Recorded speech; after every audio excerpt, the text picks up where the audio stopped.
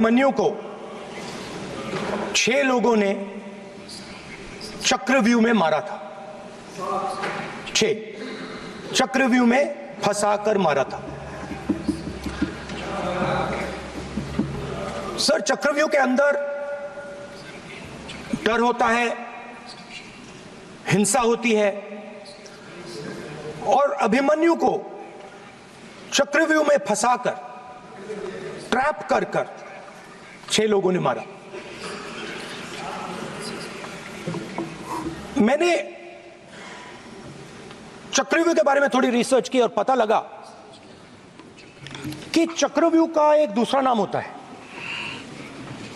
पद्मव्यूह, मतलब lotus formation. तो जो चक्रव्यूह होता है स्पीकर सर, वो लोटस के शेप में होता है, कमल के फूल के शेप में होता है। 21वीं सदी में सर एक नया चक्रव्यूह तैयार हुआ है स्पीकर सर, वो भी लोटस की शेप में है सर, और उसका चिन्ह प्रधानमंत्री जी अपनी छाती पर लगा के चलते हैं। सर, जो अभिमन्यु के साथ किया गया था, जो अभिमन्यु को चक्रव्यूह में फंसाया गया था, वही हिंदुस्तान के साथ किया गया है। हिंदुस्तान के युवाओं के साथ, हिंदुस्तान के किसानों के साथ, हमारी माताओं बहनों के साथ, स्मॉल बिजनेसेस के साथ, मीडियम साइज बिजनेस के साथ। सर, अभिमन्यु को 6 लोगों ने मारा था। उनके नाम द्रोणाचार्य, कर्ण, कृपाचार्य, कृतवर्मा, अश्वत्थामा और शकुनी। सर, आज भी चक्रव्यूह के बीच में 6 लोग हैं। सर, चक्रव्यूह के बिल्कुल सेंटर में, चक्रव्यूह में हजारों लोग होते हैं सर, मगर उसके बिल्कुल सेंटर में 6 लोग कंट्रोल करते हैं। तो जैसे उस टाइम 6 लोग कंट्रोल करते थे, वैसे आज भी 6 लोग कंट्रोल कर रहे हैं चक्रव्यूह को। नरेंद्र मोदी जी, अमित शाह जी, मोहन भगवत जी, अजीत दोवल जी, अंबानी और अदानी जी कंट्रोल कर रहे हैं। प्लीज, एक मिनट, प्लीज। नहीं सर, बोलने दीजिए। हाँ, आप बैठिए। माननीय सदस्य, आप संवैधानिक पद पर हैं। आपके कई माननीय सदस्यों ने यहाँ पर मुझे लिख कर दिया है कि जो माननीय सदस्य का सदस्य नहीं है उसका नाम नहीं लें। आपने लिख के दिया है। नो, आपने क्या, आप उसकी पालना करना चाहते हो? स्पीकर सर, गलत। मैं माननीय स्पीकर सर, एक minute, hold on. Speaker sir, अगर आप चाहते हैं तो मैं एक मिनट मैं प्रतिपक्ष के नेता से ये तो अपेक्षा करूंगा सही कि वो सदन की नियम मर्यादा को बने, ये अपेक्षा करता हूं। आप चाहे नहीं करें, पर मैं अपेक्षा करता हूं। नहीं सर, मैं, अगर आप चाहते हैं सर, मैं NSA का और अदानी और अंबानी का नाम इस लिस्ट से निकाल देता हूं। फिर माननीय सदस्य, अगर आप चाहते हैं सर। प्लीज, मैं नहीं चाहता। सदन के नियम प्रक्रियाओं से सदन चलता है। अगर आप कहते हैं मैं निकाल देता हूं। नो, मैं 3 ही नाम यूज करूंगा। नहीं माननीय सदस्य, नहीं कहा। और आप video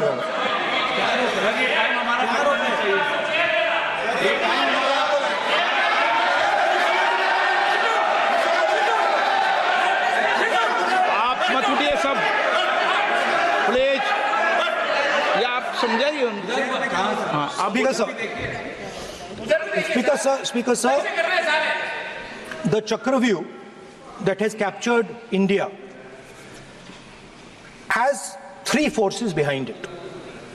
First is the idea of monopoly capital, that 2 people should be allowed to own the entire Indian wealth. So one element of the Chakravyuh is coming from the concentration of financial power. The second element, sir, मैं budget को explain कर रहा हूं sir, मैं आ रहा हूं, वहीं आ रहा हूं sir. So one element is financial power. The second element is the institutions, the agencies, CBI, ED, Income Tax Department of this nation, and the third is the political executive. Speaker sir, these 3 together are at the heart of the Chakravyuh, and they have devastated this country. Speaker sir, my expectation was that this budget would weaken the power of this Chakravyuh. That this budget would help the farmers of this country, would help the youth of this country, would help the laborers, the small businesses of this country. But what I have seen is that this budget, the sole aim of this budget, iski jo niyat hai, it is to strengthen this framework, the framework of big business, monopoly business, the framework of a political monopoly that destroys the democratic structure, and finally the framework of what one can call the deep state or the agencies. And the result of this has been the first पहला काम इस चक्रव्यूह ने क्या किया, जो हिंदुस्तान को रोजगार देते हैं, स्मॉल एंड मीडियम बिजनेसेस हैं, जो करोड़ों युवाओं को रोजगार देते थे, उन पर इस चक्रव्यूह ने आक्रमण किया। कैसे किया? नोटबंदी, जीएसटी और टैक्स टेररिज्म। आप लोग आतंकवाद की बात करते हो, पूरे देश में अगर कोई भी व्यक्ति छोटा बिजनेस चलाता है तो रात को उसको फोन कॉल आता है इनकम टैक्स डिपार्टमेंट से, जीएसटी से, और टैक्स टेररिज्म का वो शिकार बनता है। इस टैक्स टेररिज्म को रोकने के लिए बजट में आपने कुछ नहीं किया है। तो टैक्स टेररिज्म के कारण और ये जो आपकी नीतियां हैं, जो आपने कोविड के समय बड़े बिजनेसेस की मदद की और जो स्मॉल एंड मीडियम बिजनेसेस थे उनको खत्म किया, उसके कारण आज हिंदुस्तान के युवाओं को रोजगार नहीं मिल सकता है। बिल्कुल एक युवा को रोजगार नहीं मिल सकता है। अब फाइनेंस मिनिस्टर बैठी हैं, अब युवाओं के लिए आपने क्या किया? बजट में आपने इंटर्नशिप प्रोग्राम की बात करी और ये शायद एक मजाक है, क्योंकि आपने कहा कि ये इंटर्नशिप प्रोग्राम सिर्फ हिंदुस्तान की 500 सबसे बड़ी कंपनियों में होगा और 99% जो हमारे युवा हैं उनको इस इंटर्नशिप प्रोग्राम से कुछ लेना देना नहीं, कोई फायदा नहीं होने वाला है। तो आपने पहले टांग तोड़ दी और उसके ऊपर आप बैंडेड लगाने की कोशिश कर रहे हैं। मेन मुद्दा आज युवाओं का एग्जाम पेपर लीक है। जहां भी हम जाते हैं, आपने बेरोजगारी का चक्रव्यूह बना दिया इनके लिए, और जहां भी हम जाते हैं वो कहते हैं देखिए बेरोजगारी है मगर पेपर लीक भी होता है। तो आपने एक साइड पेपर लीक चक्रव्यूह, दूसरी साइड बेरोजगारी चक्रव्यूह। पेपर लीक मैं आपको बताता हूं 10 साल में 70 बार हुआ है। अगर आप जानना चाहते हैं, 10 साल में 70 बार हुआ है। तो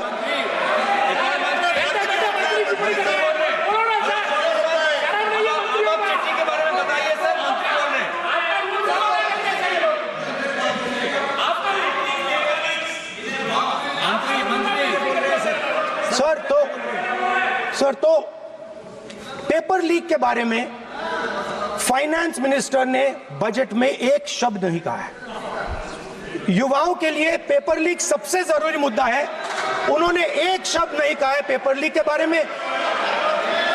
एक बार उन्होंने पेपर लीक नहीं कहा और उल्टा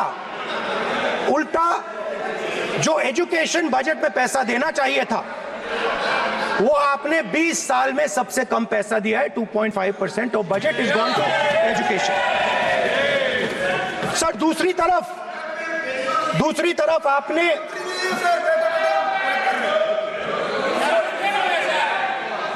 आपकी नहीं मानते सर, ये रनिंग कमेंट्री कर रहे हैं सर। दूसरी तरफ पहली बार सेना के जवानों को आपने अग्निवीर के चक्रव्यूह में फंसाया। सही बात। इस बजट में अग्निवीरों के पेंशन के लिए 1 रुपया नहीं है। आप अपने आप को देशभक्त कहते हो, मगर जब अग्निवीरों की मदद करने की बात आती है, जवानों को पैसा देने की बात आती है, तो बजट में आपको 1 रुपया नहीं दिखाई देता। उनकी पेंशन के लिए 1 रुपया आपने नहीं दिया। तो उनको आपने अग्निवीर के चक्रव्यूह में फंसाया। उसके बाद सर, जो अन्नदाता हैं, वो चक्रव्यूह से निकलने के लिए, आपके चक्रव्यूह से निकलने के लिए जो आपने बनाया 3 काले कानून, जमीन अधिग्रहण बिल को आपने कमजोर किया, उनको आप सही दाम नहीं देते हो। इस चक्रव्यूह से निकलने के लिए उन्होंने आपसे सिर्फ एक चीज मांगी है, 2 चीजें नहीं मांगी है, सिर्फ एक चीज मांगी है। उन्होंने कहा है कि हमें लीगल गारंटीड एमएसपी दे दें। आपने उनको बॉर्डर पे बंद कर दिया, रोक दिया, आज तक रोड बंद है। आप उनसे बात करने को तैयार नहीं है। वो यहां आए, मुझसे मिलने आए, आप उनको अंदर नहीं आने दे रहे थे। माननीय सदस्य, आप सदन में असत्य नहीं कहे। आप वो सर, आप देखिए, 1 मिनट, हाँ चलिए, चलो,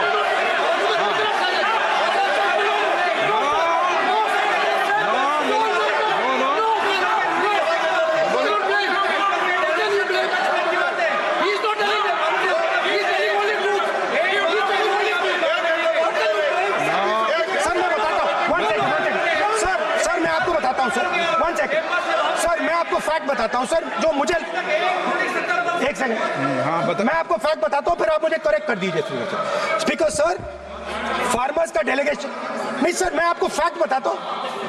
पर आपके माननीय सदस्यों को कह दें, वो सदन पर आरोप नहीं लगाए। रिपोर्ट से बोलता हूं मैं, बिना रिपोर्ट के नहीं बोलता हूं। बोलिए, उनको बोलने दीजिए,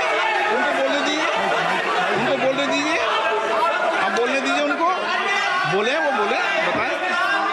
वो बताएं, मैं बताऊंगा। Speaker sir, 1 second. Speaker sir, मैं आपको बताता हूं जो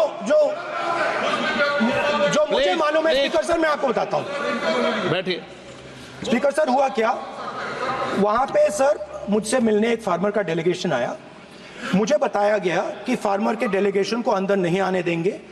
मैं उनसे मिलने जब गया, तब उनको अंदर आने दिया गया था। सर, ये फैक्ट है सर। अब पता नहीं कोई मिसकम्युनिकेशन हुआ, वो अलग बात है, बट फैक्ट ये है कि जब मैं मीडिया के साथ वहां गया, तब दरवाजे पार्लियामेंट के, संसद के, उनके लिए खुले, उससे पहले वो बंद थे। ठीक है। और ये आप उनसे भी पूछ लीजिए sir. Please, no, please, 1 minute, please. आपने विषय उठाया, इसलिए मैं बोल रहा हूं। ऐसे तो सदन की व्यवस्थाओं पर सवाल नहीं उठाना चाहिए। किसको आने दें? 1 मिनट प्लीज बैठिए। किसको आने दें?